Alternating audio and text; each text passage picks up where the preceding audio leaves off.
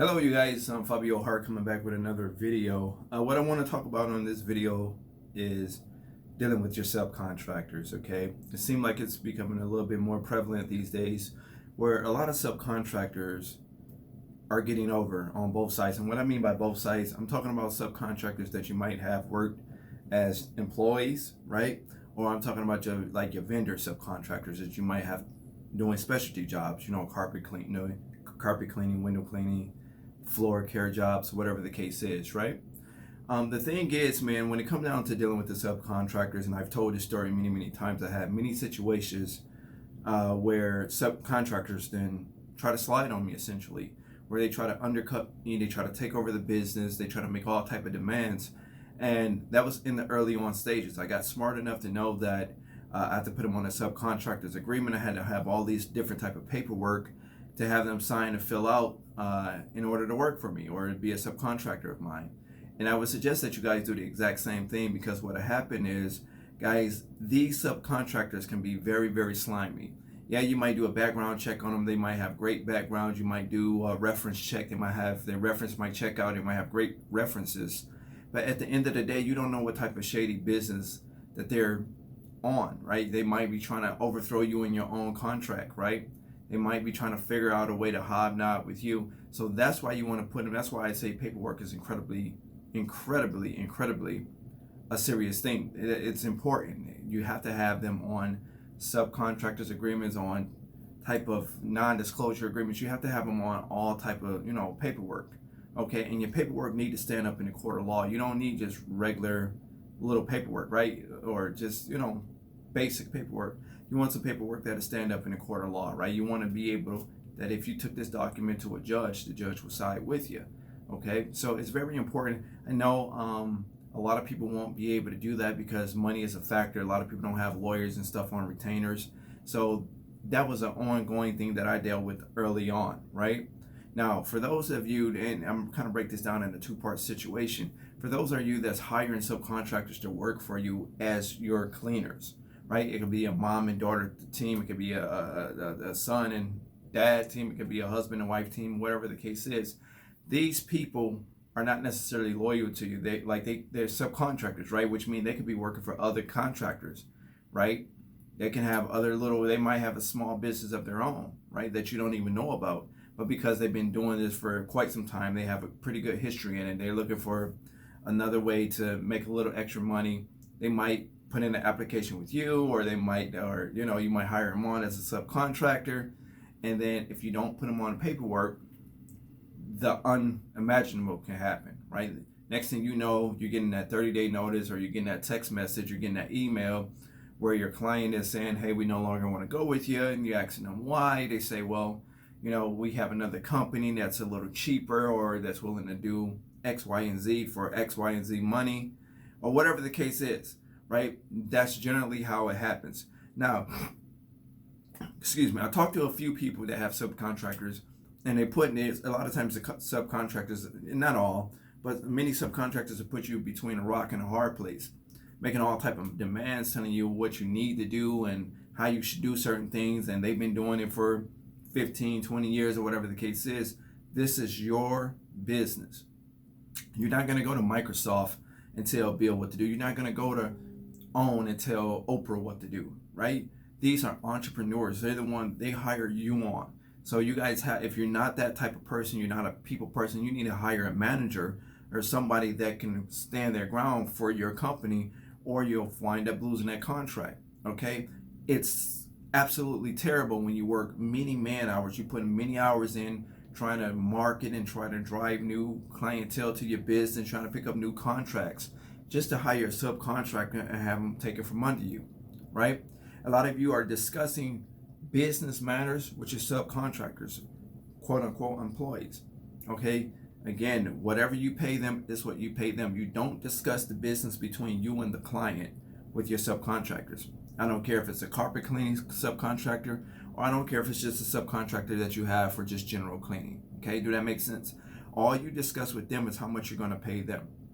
Now, people ask me all the time, Fabio, what do you prefer, W-2 or just regular employees, subcontractors? I like W-2 employees, right? But I still have them go through the same format that I would have a subcontractor go through. The only difference is you got to worry about taxes and employee taxes, et cetera, et cetera. Then with an employee or a subcontractor, you just put them on a 1099 or an independent contractor form you file through the IRS, right? Which you can get, all of these forms you can get, by the way, right off of irs.gov website, right? You just take your time, go to their website. Every form you need, you can print it directly right off from the site, right? So, like I say, you guys really, really want to be very, very careful. I told you a lot of scary stories that happened to me early on. I had a situation with a subcontractor. And when I mean subcontractor, in this case, it was a vendor and not necessarily an employee type of subcontractor. Because I've always done employees, I've always done employees and never really used an employee like as a subcontractor. Like I never had a mom and daughter team or, a wife and husband team come in and do the cleaning. I always had an employee, right? From the beginning stage before I had a payroll service all the way up to the time I got a payroll, I always had an employee. Now, again, you don't have to do that. Again, I know actually subcontractor is probably a better way for a lot of you guys starting off because that alleviate a whole lot of other things that you would necessarily have to be worried about, like employee taxes, et cetera, et cetera. So if the man works, and you have to pay him $400, then you pay him the $400 check. He's responsible for the taxes, right? Okay. So I just want to kind of do this video and let you guys know that you want to pay attention to your paperwork. Okay. Now I'm not trying to push mine on you. I would like for you to have it if you want it, but you don't necessarily need mine. If you have a lawyer that can drum this up for you, somebody that you can purchase a non-compete, non-disclosure agreement, subcontractors agreement, and you have the money to pay a lawyer to do it, go ahead. It will be of your advantage if you do so. Okay?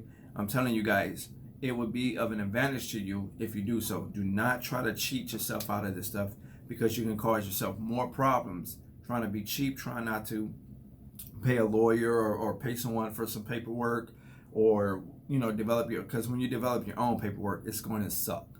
Okay, trust me, I know all about that. It's going to suck when you try to, because you're not going to word it right. It's not going to say the right things. You just don't know what to say. You don't know what to do, right? So again, being cheap will cause you to it will cause you to have a headache a lot of times, guys. So please keep that in mind when dealing with subcontractors and other vendors. Okay, my guys, I have them sign agreements. I put them on the contracts, right? Like the guys that handle my carpet cleaning jobs, the guys that handle my pest control, the guys that handle my painting jobs when we're dealing with move in, move outs and homes and stuff like that. People that handle whatever, right? Carpet cleaning, whatever, right?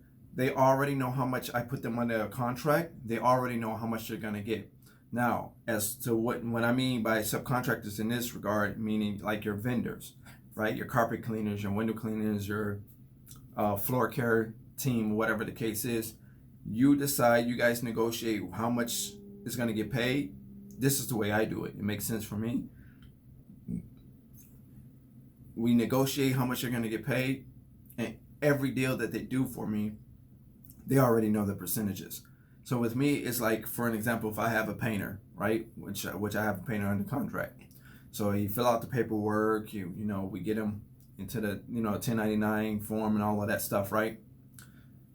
If I have a painter, I sub the work out for him to paint the job for me. He already know what the percentages is. He already know it's going to be 70-30, 60-40, whatever the case is, right? Now, I usually pay my subcontractors a lot more than I take in because of the quality of work that they bring, okay? So I'll pay the man more, so whenever I need the man, he'll come back and do more work for me. That's just, it just makes sense for me, right? I'm still going to be cleaning this contract, right? I'm still going to be under this entity or whatever the case is, right? Under this corporation, under this company. They're just doing a one-time painting or a one-time carpet cleaning job for me, and then they're going to be out there, right? That we won't need them no more for the rest of the year, or maybe by the end of the year, whatever the case is. So that's my philosophy. So I'll pay him more. So when I'm ready for him again, or I need him for another job, he'll always, come back. He always do business with me.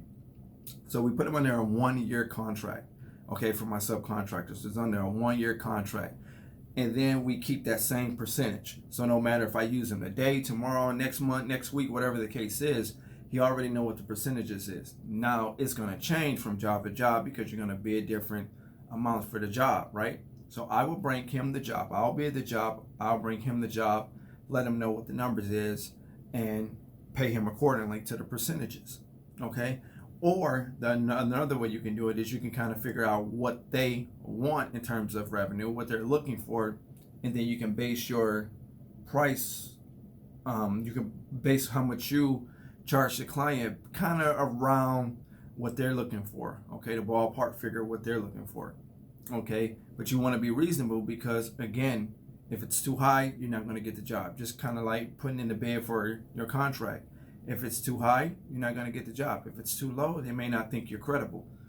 Fly by night company or whatever the case is. So you got to find a middle ground where you can still make a profit and everybody eat in this aspect. Okay.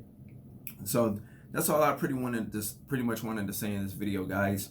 It's important to have paperwork, period, to be on top of your paperwork, to update it like we in the process. Every so many years, I update my paperwork. We updated our paperwork, for the 2020 year, or in the process of updating even more paperwork for the 20, because again, you want to change things up, right? You want to change things up over time. Okay, I wouldn't say change it every year, but after so many years or so, you want to reevaluate things and change things up. Okay, that's just my personal opinion on what I suggest that you do. Again, stay on top of the paperwork.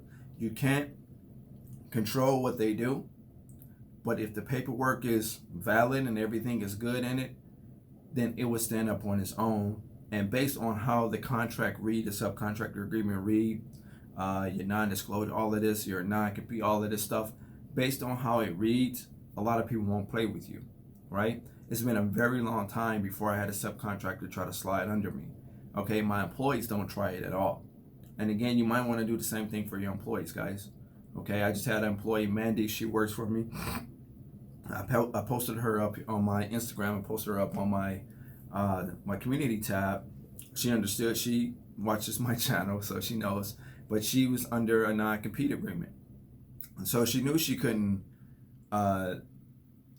leave my company and then go start up her own company. So what she did, she just came to me and said, "Hey, boss, hey, I think I'm ready to step out. Would it be okay, or can you release me from my non-compete that I have with you?"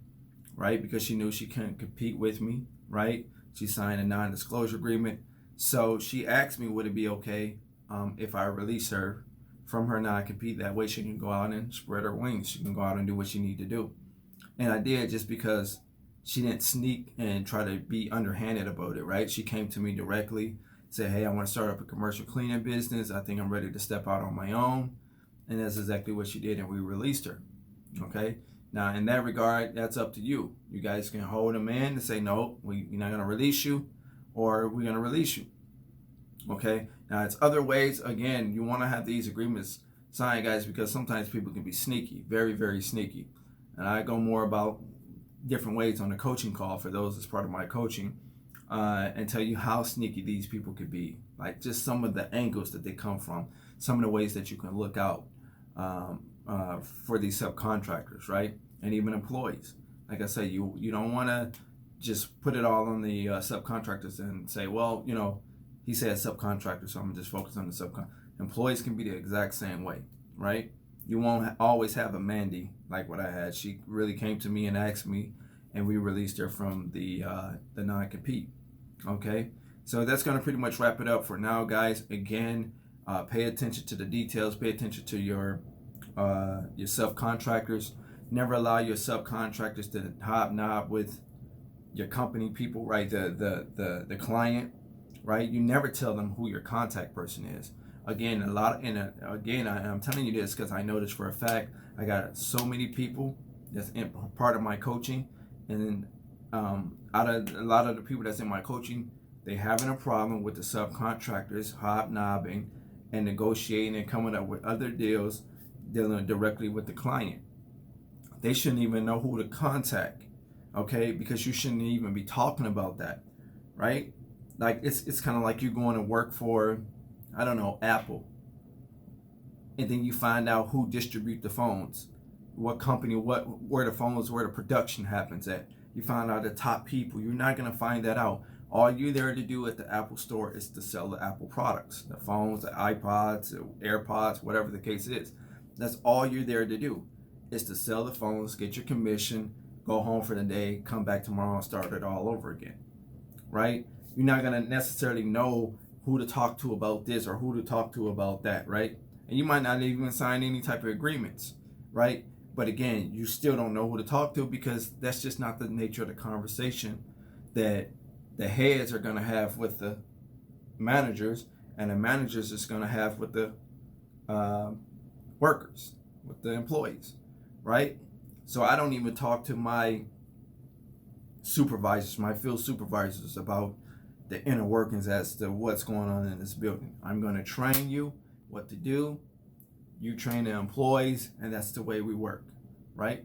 You don't have to know what's going on in the inner workings. All of the technical stuff, all of the administration stuff happens out of my office, right? I know what's going on with that. I know what's up with the numbers. You're just worried about what I hired you to do, okay? If they know about your life and how much this site is making and how much you're getting over here and how much you're making at this bank and how much you're making over here at this chiropractor's office and the dentist's office, because they're working at all of these sites, so they know too much of your business, again, you're setting yourself up for failure. I'm telling you, okay? So they only need to know the things that's concerning you and them. They only need to know the things that's concerning you and them, okay? That's going to wrap it up. I'm Fabio Hart, the only person that could ever stop you from starting up your own dreams and making it to the top is you, guys. Make sure you like, share, and subscribe. Make sure you hit that notification bell so you'll be alerted every time I upload a video. I'm Fabio Hart. Take care.